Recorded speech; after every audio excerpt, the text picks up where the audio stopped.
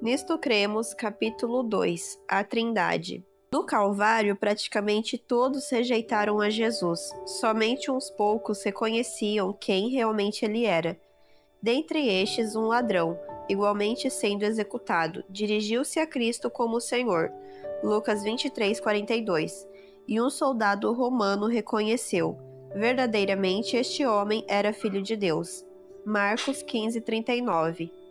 Quando João, referindo-se a Jesus, escreveu: veio para o que era seu, mas os seus não o receberam, João 1:11, suas palavras possuíam aplicação não apenas para a multidão ali reunida, e não somente para a nação israelita, mas efetivamente para todo o mundo ao longo de todos os tempos. Exceto um pequeno punhado, todos fracassaram em reconhecê-lo como Deus e Salvador. Este fracasso, o maior e mais trágico que o homem pode experimentar, mostra que o conhecimento que a humanidade possui de Deus é radicalmente deficiente. O conhecimento de Deus. As numerosas teorias que explicam ou definem a Deus e os muitos argumentos que tentam provar ou negar a sua existência constituem evidências de que a sabedoria humana é por si própria insuficiente para penetrar no terreno do divino. Depender tão somente da sabedoria humana para aprender acerca de Deus é como utilizar uma lupa com o intuito de estudar as constelações. Portanto, para muitos, a sabedoria de Deus é uma sabedoria em mistério. 1 Coríntios 2:7. Para estes, Deus continua sendo um mistério. A respeito dessa sabedoria humana, disse Paulo, que nenhum dos poderosos deste século conheceu, porque se a tivessem conhecido, jamais teriam crucificado o Senhor da Glória. 1 Coríntios 2:8. Um dos mais básicos mandamentos das Escrituras é: amarás a Deus de todo o teu coração e de toda a tua alma e de todo o teu entendimento. Não podemos amar alguém a respeito de quem nada conhecemos. Por outro lado, não poderemos descobrir as coisas profundas de Deus através de investigação. Assim, de que modo poderemos conhecer e amar o Criador? Deus pode ser conhecido. Conhecendo a situação humana, Deus, em seu amor e compaixão, procurou fazer chegar à raça humana a sua revelação especial, a Bíblia, que abre diante de nós as possibilidades para conhecê-lo. Ela revela que o cristianismo não constitui um registro da pesquisa do homem em busca de Deus. É o produto da revelação que Deus faz de si mesmo e de seus propósitos para o homem. Esta autorrevelação destina-se a cobrir o abismo cavado pelo mundo em sua rebelião contra um Deus amorável. Através das Escrituras, Deus provê a certeza de que é possível conhecê-lo. Nela, ele se manifesta seu mais amplo amor por intermédio de sua suprema revelação, Jesus Cristo, seu Filho. Jesus salienta que a chave para a vida eterna se acha no conhecimento de Deus, e a vida eterna é esta: que te conheçam a ti, o único Deus verdadeiro, e a Jesus Cristo, a quem enviaste. A Bíblia também garante que a pessoa pode conhecer a Deus e que Jesus é o caminho para o semelhante conhecimento, ao dizer: também sabemos que o Filho de Deus é vindo, e nos tem dado entendimento para reconhecermos o verdadeiro, e estamos no verdadeiro, em seu Filho Jesus Cristo. Este é o verdadeiro Deus e a vida eterna. João 5:20. Muito boa esta notícia de que o ser humano pode conhecer a Deus. Isto significa que é possível desenvolver um relacionamento pessoal com Ele. Ainda assim, cumpre reconhecer que é impossível obter um conhecimento completo e perfeito de Deus. As Escrituras revelam um conhecimento de Deus que é muito prático. Trata-se de um conhecimento perfeitamente adequado a quem deseja alcançar a vida eterna. Como obter o conhecimento de Deus? Verdadeira compreensão de Deus é mais um assunto do humano coração do que de seu cérebro. Envolve a pessoa como um todo, e não apenas o intelecto. Deve-se permitir ampla entrada ao Espírito Santo e manifestar plena disposição de aceitar a vontade de Deus. Disse Jesus: Bem-aventurados os limpos de coração, porque verão a Deus. Descrentes não poderão, portanto, obter genuíno conhecimento de Deus. Referindo-se à sabedoria dessas pessoas, Paulo exclamou: então, o que acontece com esses sábios, esses eruditos, esses brilhantes comentaristas das grandes questões mundiais? Deus fez com que todos eles parecessem ridículos e mostrou que a sua sabedoria é uma tolice inútil. Deus, em sua sabedoria, providenciou para que o mundo nunca encontrasse a Deus através da inteligência humana, e então ele se manifestou e salvou todos quantos creram em sua mensagem, essa mesma que o mundo taxa de absurda e ridícula. O modo como adquirimos o conhecimento de Deus a partir da Bíblia é diferente de todos os outros métodos de aquisição de conhecimento. Não podemos colocar-nos acima de Deus tratando-o como um objeto capaz de ser analisado e quantificado. Aquele que se propõe a obter conhecimento de Deus deve colocar-se sob a jurisdição de sua autorrevelação, a Bíblia. Uma vez que a Bíblia interpreta a si própria, devemos sujeitar-nos aos princípios e métodos que ela provê. Sem estes parâmetros bíblicos, não podemos conhecer a Deus. Por que tantas pessoas dos dias de Cristo fracassaram em ver a autorrevelação de Deus em Jesus? Porque elas recusaram sujeitar-se à orientação do Espírito Santo através das Escrituras, interpretando erroneamente as mensagens de Deus e crucificando o Salvador. Seu problema não era de ordem intelectual, foi o endurecimento de seu coração que lhes obscureceu a mente, resultando em perda eterna. A existência de Deus. As Escrituras salientam o fato de que as evidências para a existência de Deus podem ser obtidas tanto a partir da criação quanto a partir da Bíblia. Evidências na criação. Deus revelou sua existência a todos os seres humanos.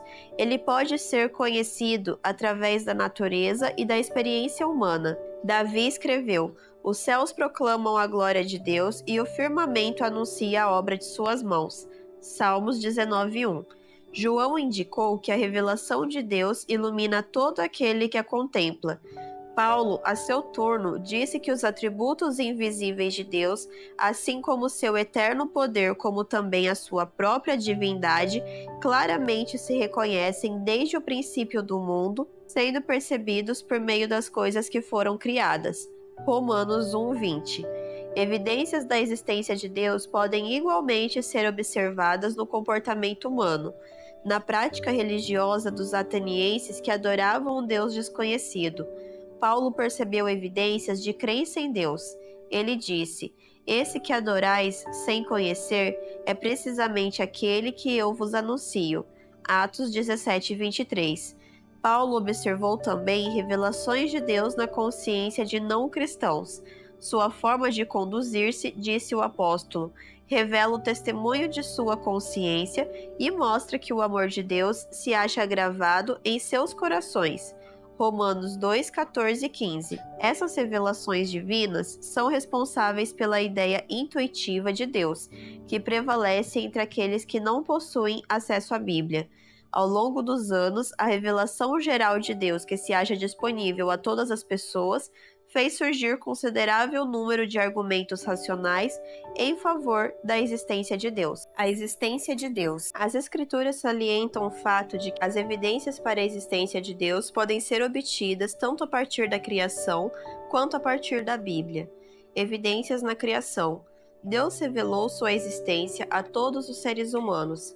Ele pode ser conhecido através da natureza e da experiência humana. Davi escreveu: os céus proclamam a glória de Deus e o firmamento anuncia a obra de suas mãos. Salmos 19:1.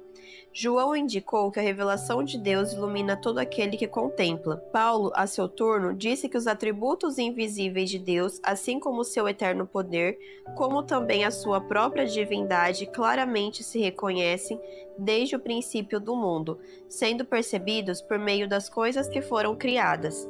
Romanos 1:20. Evidências da existência de Deus podem igualmente ser observadas no comportamento humano, na prática religiosa dos atenienses que adoravam um Deus desconhecido. Paulo percebeu evidências de crença em Deus. Ele disse: "Esse que adorais sem conhecer é precisamente aquele que eu vos anuncio." Atos 17:23. Paulo observou também revelações de Deus na consciência de não cristãos. Sua forma de conduzir-se, disse o apóstolo, revela o testemunho de sua consciência e mostra que o amor de Deus se acha gravado em seus corações. Romanos 2, 14 e 15. Essas revelações divinas são responsáveis pela ideia intuitiva de Deus que prevalece entre aqueles que não possuem acesso à Bíblia. Ao longo dos anos, a revelação geral de Deus que se acha disponível a todas as pessoas fez surgir considerável número de argumentos racionais em favor da existência de Deus. Evidências das Escrituras. A Bíblia não prova a existência de Deus, ela assume que assim ocorre. O texto inicial das Escrituras declara: "No princípio criou Deus os céus e a terra." Gênesis 1:1. Aqui, Deus é descrito como criador, sustentador e legislador de toda a criação. Destaca ainda a Bíblia que a revelação divina através da criação é tão vigorosa que não resta margem de escusa para a descrença ou mesmo o ateísmo. Este último resulta de uma persistente supressão da verdade divina ou da depravação da mente que se recusa a reconhecer a soberania de Deus. As evidências da existência de Deus são suficientes para convencer o indivíduo honesto. Não é de surpreender que a Bíblia afirme ser a fé um pré-requisito para nos aproximarmos de Deus. Sem fé é impossível agradar a Deus, porquanto é necessário que aquele que se aproxima de Deus creia que ele existe e que se torna galardoador dos que o buscam. Hebreus 11:6. Embora a existência de Deus deva ser aceita pela fé, não significa isso que ela deve repousar sobre uma fé cega. Baseia-se antes em evidências razoáveis e adequadas, que podem ser encontradas em ambas as revelações de Deus, através das Escrituras e através da natureza. O Deus das Escrituras. A Bíblia revela de vários modos as qualidades essenciais de Deus. Consideraremos a seguir de que modo Deus é revelado através de seus nomes, suas atividades e pelos atributos a ele associados pelos autores bíblicos. Os nomes de Deus. Os nomes desempenham importante papel nas Escrituras, o que, aliás, acontece ainda hoje no Oriente Próximo e no Extremo Oriente. Nesses lugares, o nome revela o caráter de seu possuidor, sua verdadeira natureza e identidade. Portanto, o nome de Deus representa importante aspecto na revelação de seu caráter, natureza e qualidades para os seres humanos. A importância do nome de Deus pode ser observada em numerosos textos. O próprio Deus declara: "Não tomarás o nome do Senhor teu Deus em vão." Êxodo 27. Davi cantou: "Renderei graças ao Senhor e cantarei louvores ao nome do Senhor Altíssimo." Salmos 7:17. Santo e tremendo é o seu nome. Salmos 111:9. Louvem o nome do Senhor, porque só o seu nome é excelso. Salmos 148:13. Os nomes hebraicos de Deus, tais como El e Elohim, Deus, revelam o seu divino poder. Retratam a Deus como todo-poderoso, o Deus da criação. Elion, Altíssimo, e El Elyon focalizam o elevado ou exaltado status divino. Gênesis 14, versos 18 a 20 e Isaías 14:14. Adonai, Senhor, retrata Deus como legislador poderoso. Isaías 6:1 e Salmos 35:23. Todos estes nomes enfatizam o majestoso e transcendental caráter de Deus. Outros nomes podem às vezes revelar a Deus como alguém que deseja entrar em relacionamento com seu povo. Shaddai e El Shaddai identificam o Deus Todo-Poderoso, a fonte de toda bênção e conforto. Êxodo 6:3, Salmos 91:1. O nome Yahvé também traduzido como Jeová ou Senhor, salienta a fidelidade e graça de Deus na manutenção do concerto. Em Êxodo 3,14, Yahvé descreve a si próprio como Eu sou o que sou, ou Eu serei aquilo que serei, indicando a inalterabilidade do relacionamento que ele mantém com seu povo. Em certas ocasiões, Deus até mesmo se revelou de modo mais íntimo como Pai. No momento em que identifica Israel como meu filho, o meu primogênito. Os nomes neotestamentários de Deus possuem significados equivalentes, exceto a palavra Pai. Jesus atribuiu a esta palavra um significado pessoal mais profundo, tendo em vista levar os indivíduos crentes a um relacionamento íntimo e pessoal com um Deus que é o seu Pai. As atividades de Deus. Os autores bíblicos ocupam-se mais tempo em descrever o que Deus faz do que em dizer o que ele é. Deus é apresentado como Criador, Gênesis 1:1, Salmos 24:1 e 2, e como sustentador do mundo, Hebreus 1:3. Ele é também Redentor e Salvador, Deuteronômio 5:6 e 2 Coríntios 5:19, que carrega sobre si o fardo do destino último da humanidade. Ele estabelece planos, Isaías 46:11, faz predições, Isaías 46:10, concede promessas, Deuteronômios 15:6, 2 Pedro 3:9, e perdoa pecados, Êxodo 34:7. Consequentemente, ele é digno de adoração, Apocalipse 14:6 e 7. Finalmente, as Escrituras revelam a Deus como legislador, Rei eterno, imortal, invisível, Deus único, 1 Timóteo 1:17. Estas ações confirmam o conceito de que Deus é um Deus pessoal. Os atributos de Deus.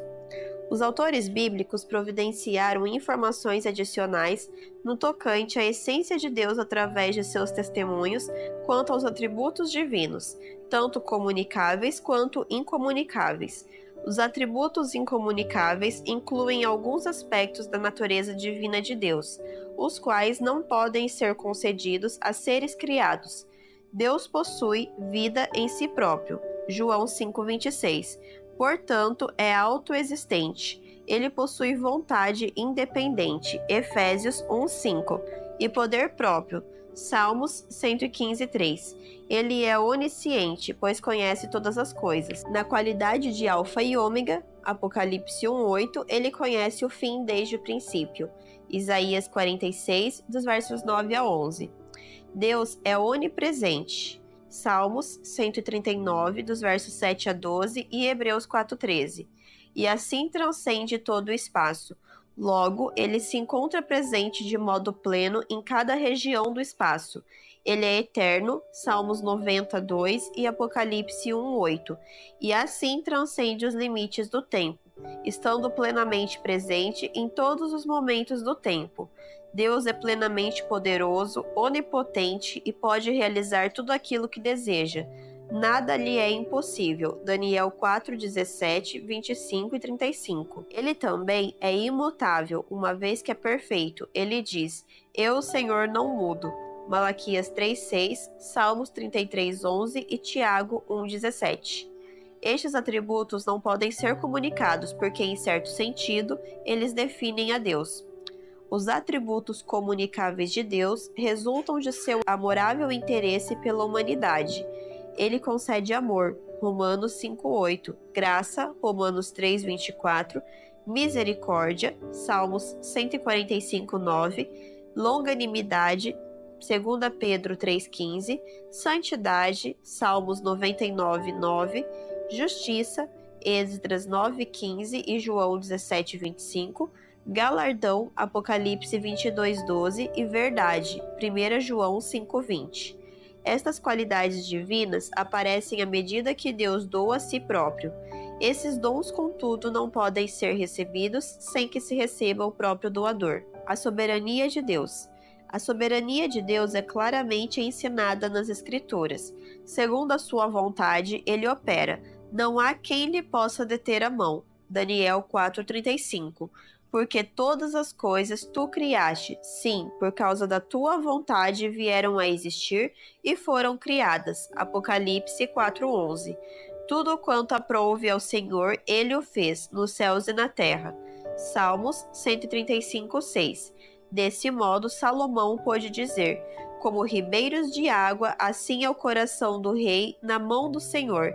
Este, segundo o seu querer, o inclina. Provérbios 21:1.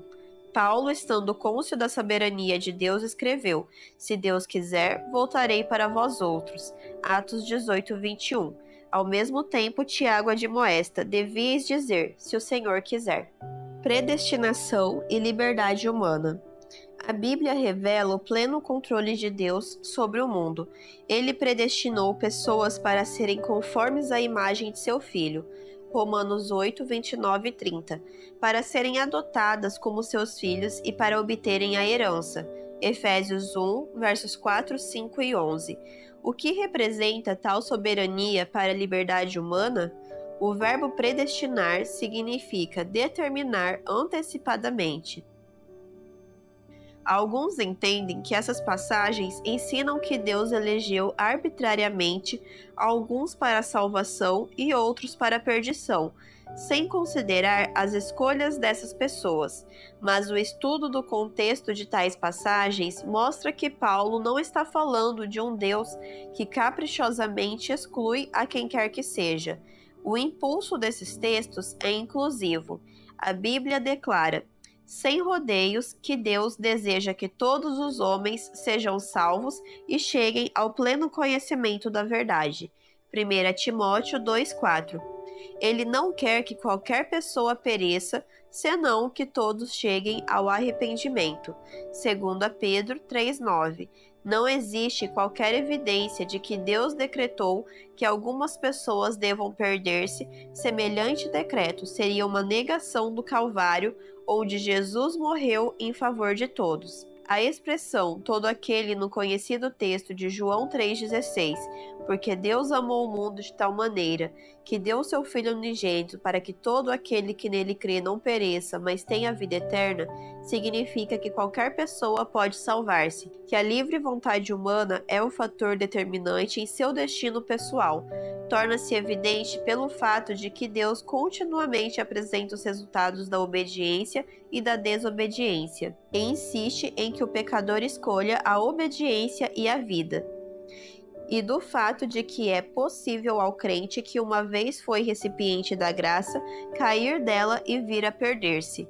Deus pode ver antecipadamente todas as decisões individuais que serão tomadas, mas em sua presciência ele não determina quais devem ser estas escolhas. A predestinação bíblica consiste no efetivo propósito de Deus de que todos aqueles que crerem em Cristo sejam salvos. Assim, pois, o que deseja dizer a Escritura quando afirma que Deus amou Jacó e aborreceu Esaú, e que ele endureceu o coração de Faraó, o contexto dessas passagens mostra que o interesse de Paulo é pela missão, e não pela salvação. Redenção acha-se disponível para todos, mas Deus escolheu determinadas pessoas para responsabilidades especiais. A salvação achava-se igualmente disponível para Jacó e Esaú, mas Deus escolheu Jacó e não Esaú, para constituir a linhagem por intermédio da qual ele haveria de enviar a mensagem de salvação ao mundo. Deus exerceu soberania em sua estratégia missionária. Quando a Escritura afirma que Deus endureceu o coração de Faraó, está atribuindo a Deus o crédito por aquilo que ele meramente permite, e não a responsabilidade de uma ordem sua para que aquilo ocorra. A negativa de Faraó em responder aos apelos de Deus serve, na verdade, para ilustrar o respeito de Deus pela liberdade de escolha das pessoas. Conhecimento antecipado e liberdade humana. Alguns creem que Deus se relaciona com as pessoas sem efetivamente conhecer as suas decisões até que elas tenham sido tomadas, que Deus conhece certos eventos futuros, tais como o segundo advento, o milênio e a restauração da terra, mas não tem ideia de quais serão as pessoas salvas. Estas pessoas sentem que as dinâmicas relações de Deus com a raça humana estariam em perigo se ele conhecesse tudo aquilo que transpira de eternidade a eternidade. Alguns sugerem que ele se sentiria entediado se conhecesse o fim desde o princípio, mas o conhecimento divino a respeito daquilo que os homens irão fazer não interfere com as suas decisões efetivas em maior grau do que o conhecimento que um historiador possui dos atos passados das pessoas interfere naquilo que elas fizeram. Da mesma forma como uma câmera registrada as cenas mas não interfere nelas. Da mesma forma como uma câmera registra cenas, mas não interfere nelas, o conhecimento antecipado de Deus penetra o futuro sem alterá-lo. A presciência de Deus jamais viola a liberdade humana. Dinamismo interno da divindade. Porventura existe apenas um Deus? O que dizer de Cristo e do Espírito Santo? A singularidade de Deus. Em contraste com o paganismo das nações circunvizinhas, Israel cria na existência de um Deus único. O Novo Testamento estabelece a mesma ênfase quanto à unidade de Deus. Esta ênfase monoteísta não contradiz o conceito cristão de um Deus triuno ou trindade, Pai, Filho e Espírito Santo. Em vez disso, enfatiza que não existe um panteão com várias deidades. A pluralidade interna da divindade. Embora o Antigo Testamento não ensine explicitamente que Deus é triuno, ele alude à pluralidade interna da divindade. Por vezes, Deus utiliza pronomes e verbos no plural, tais como nestas expressões: façamos o homem à nossa imagem e semelhança, Gênesis 1:26, eis que o homem se tornou como um de nós, Gênesis 3:22, vinde, desçamos e confundamos ali a sua linguagem, Gênesis 11:7. Por vezes, o anjo do Senhor é identificado com Deus. Tendo aparecido a Moisés, o anjo do Senhor disse: Eu sou o Deus de teu pai, o Deus de Abraão, o Deus de Isaque e o Deus de Jacó. Êxodo 3:6. Várias referências distinguem o Espírito de Deus do próprio Deus. Na história da criação, lemos que o Espírito de Deus pairava sobre as águas. Gênesis 1:2. Alguns textos não apenas fazem referência ao Espírito, como também incluem uma terceira pessoa na obra redentora de Deus. Agora o Senhor Deus me enviou a mim, o Filho, e o seu Espírito, o Espírito Santo. Isaías 48:16. Pois Deus Pai sobre ele o Messias, o meu Espírito, o Espírito Santo, e ele promulgará o direito para os gentios. Isaías 42:1. O relacionamento interno da divindade. O primeiro advento de Cristo nos provê alguns lampejos mais claros a respeito do Deus triuno. O Evangelho de São João revela que a divindade consiste em Deus Pai. Veja o terceiro capítulo desse livro. Deus Filho, capítulo 4, e Deus Espírito Santo, capítulo 5. Uma unidade de três pessoas coeternas que se interrelacionam de forma única e misteriosa. 1. Relacionamento amorável. No momento em que Jesus exclamou: Deus meu, por que me desamparaste? Sofria ele o afastamento de seu pai que o pecado causara. O pecado rompeu o relacionamento original da humanidade com Deus.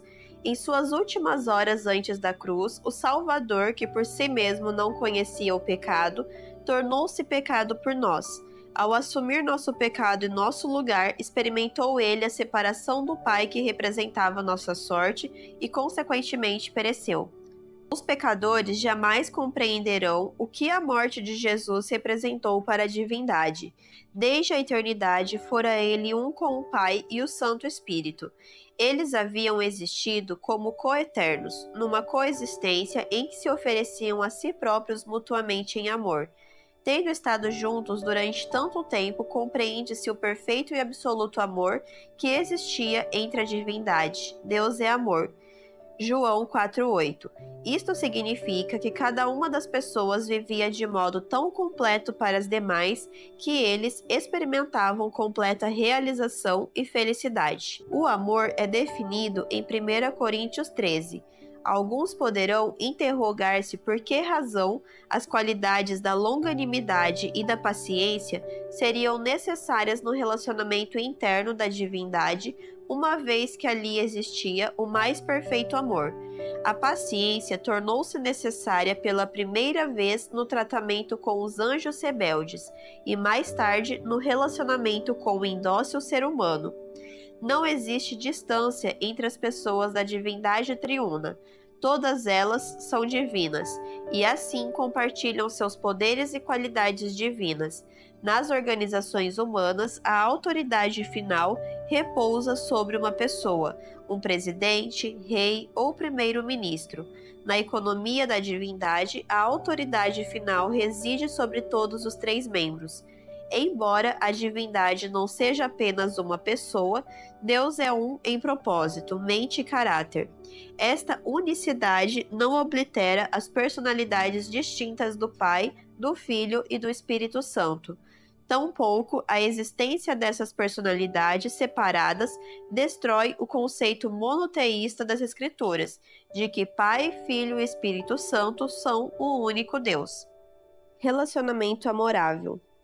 No momento em que Jesus exclamou: Deus meu, por que me desamparaste?", sofria ele o afastamento de seu pai, que o pecado causara. O pecado rompeu o relacionamento original da humanidade com Deus. Em suas últimas horas antes da cruz, o Salvador, que por si mesmo não conhecia o pecado, tornou-se pecado por nós. Ao assumir nosso pecado em nosso lugar, experimentou ele a separação do Pai, que representava a nossa parte, representava a nossa sorte, e consequentemente pereceu.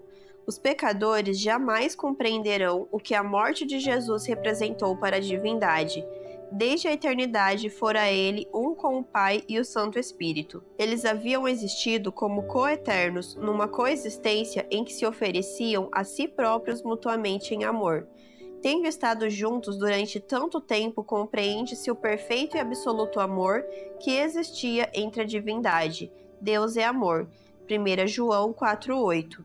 Isto significa que cada uma das pessoas vivia de modo tão completo para as demais, que eles experimentavam completa realização e felicidade. O amor é definido em 1 Coríntios 13. Alguns poderão interrogar-se por que razão as qualidades da longanimidade e da paciência seriam necessárias no relacionamento interno da divindade, uma vez que ali existia o mais perfeito amor. A paciência tornou-se necessária pela primeira vez no tratamento com os anjos rebeldes e mais tarde no relacionamento com o indócil ser humano. Não existe distância entre as pessoas da divindade triuna. Todas elas são divinas e assim compartilham seus poderes e qualidades divinas. Nas organizações humanas, a autoridade final repousa sobre uma pessoa, um presidente, rei ou primeiro-ministro. Na economia da divindade, a autoridade final reside sobre todos os três membros. Embora a divindade não seja apenas uma pessoa, Deus é um em propósito, mente e caráter. Esta unicidade não oblitera as personalidades distintas do Pai, Filho e Espírito Santo.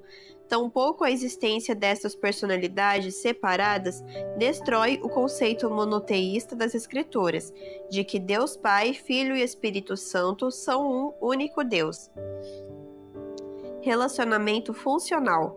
Dentro da divindade existe uma distribuição de funções. Deus não duplica desnecessariamente o serviço. Ordem é a primeira lei do céu e Deus opera através de modos ordenados. Esta organização parte da unidade interna da divindade. O Pai parece atuar como fonte e o Filho como mediador e o Espírito Santo como atualizador ou aplicador. A encarnação ilustra de forma bonita o relacionamento funcional entre as três pessoas da divindade. O Pai entregou seu Filho, Cristo deu-se a si próprio e o Espírito Santo operou a concepção de Jesus. O testemunho do anjo a Maria indicou as atividades dos três no processo misterioso em que Deus se fez homem. Descerá sobre ti o Espírito Santo e o poder do Altíssimo te envolverá com a sua sombra. Por isso também o ente santo que há de nascer será chamado Filho de Deus. Lucas 1,35. Todos os membros da Trindade achavam-se presentes no batismo de Cristo. O Pai concedeu-lhe estímulo, Mateus 3,17. Cristo apresentou-se a si próprio para ser batizado e servir-nos de exemplo. Mateus 3, versos 13 a 15. E o Espírito Santo deu-se a si mesmo para encher Jesus de poder.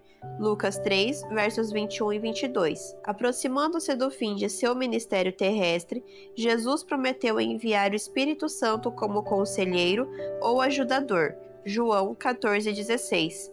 Horas mais tarde, pendente da cruz, Jesus clamou a seu Pai: Deus meu, por que me desamparaste? Mateus 27:46. Naqueles momentos extremos e cruciais para a história da salvação, Pai, Filho e Espírito Santo compuseram conjuntamente o quadro dramático.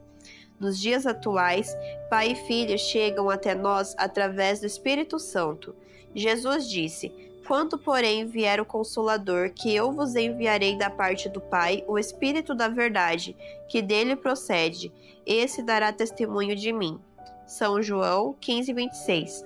O Pai e o Filho enviaram o Espírito para que este revelasse o Filho a cada pessoa. O grande fardo que repousa sobre a divindade é trazer a cada pessoa o conhecimento de Deus e de Jesus Cristo.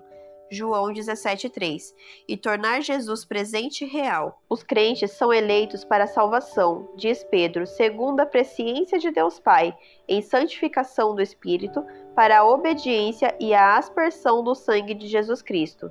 A bênção apostólica inclui as três pessoas da divindade, a graça do Senhor Jesus Cristo e o amor de Deus e a comunhão do Espírito Santo sejam com todos vós. 2 Coríntios 13:3. Cristo aparece no início da lista. O ponto de contato de Deus com a humanidade realizava-se e ocorre ainda hoje através de Jesus Cristo, o Deus que se tornou homem. Embora todos os três membros da divindade trabalhem em conjunto para a nossa salvação, somente Jesus viveu como homem e tornou-se o nosso Salvador. Uma vez, porém, que Deus estava em Cristo reconciliando consigo o mundo, Deus também poderia ser designado como nosso Salvador, pois ele nos salvou através de Cristo Salvador. Em sua distribuição interna de funções, diferentes membros da divindade executam tarefas distintas para a salvação do homem. O trabalho do Espírito Santo não acrescenta coisa alguma à perfeição e eficácia do sacrifício empreendido por Cristo na cruz. Através do Espírito Santo, a propiciação objetiva efetuada no Calvário é aplicada subjetivamente à medida que o Cristo da propiciação é trazido para o íntimo do crente. É por esta razão que Paulo fala de Cristo em vós, a esperança da glória. Colossenses 1:27. A igreja primitiva batizava as pessoas em nome do Pai, Filho e Espírito Santo. Mateus 28:19. Uma vez, porém, que foi através de Jesus que ocorreu a revelação do amor e do propósito de Deus, é nele que a Bíblia se centraliza. Ele é a esperança antecipada pelos sacrifícios e festivais do Antigo Testamento. É ele quem ocupa a posição central nos evangelhos. Ele representa as boas novas proclamadas pelos discípulos através de sermões e de escritos. A bendita esperança. O Antigo Testamento dirige seu olhar para o futuro, esperando. O Novo Testamento relata seu primeiro advento e prossegue olhando para o futuro em direção à sua segunda vinda. Cristo, o mediador entre Deus e o homem, estabelece nosso vínculo de união com a divindade. Jesus é o caminho, a verdade e a vida. João 14:6. As boas novas acham-se centralizadas numa pessoa, e não apenas numa prática. Tem a ver com um relacionamento, não apenas com regras, pois o cristianismo é Cristo. Nele encontramos o cerne, o conteúdo e o contexto de todas as verdades e da vida. Contemplando a cruz, conseguimos olhar o interior do coração de Deus. Naquele instrumento de tortura, ele derramou seu amor por nós. Através de Cristo, o amor da divindade ocupa por completo nossos corações doridos e vazios. Jesus permaneceu ali pendurado como o dom de Deus e nosso substituto. Na cruz do Calvário, Deus desceu à terra, ao ponto mais baixo imaginável, a fim de encontrar-nos, mas este mesmo lugar representa o ponto mais alto que nós podemos atingir. Quando nos aproximamos do Calvário, subimos ao lugar mais alto possível em direção a Deus. Na cruz, a Trindade demonstrou a maior revelação de altruísmo. Foi aquela nossa mais elevada revelação de Deus. Cristo tornou-se homem a fim de morrer pela raça humana. Ele valorizou a autonegação como sendo mais valiosa que a autoexistência. Ali, Cristo tornou-se nossa justiça, e santificação e redenção. 1 Coríntios 1:30. Qualquer que seja o valor que tenhamos ou venhamos a ter, este provém do sacrifício que ele efetuou na cruz. O único Deus verdadeiro é o Deus da cruz. Cristo desvendou ao universo o infinito amor e poder salvador de Deus.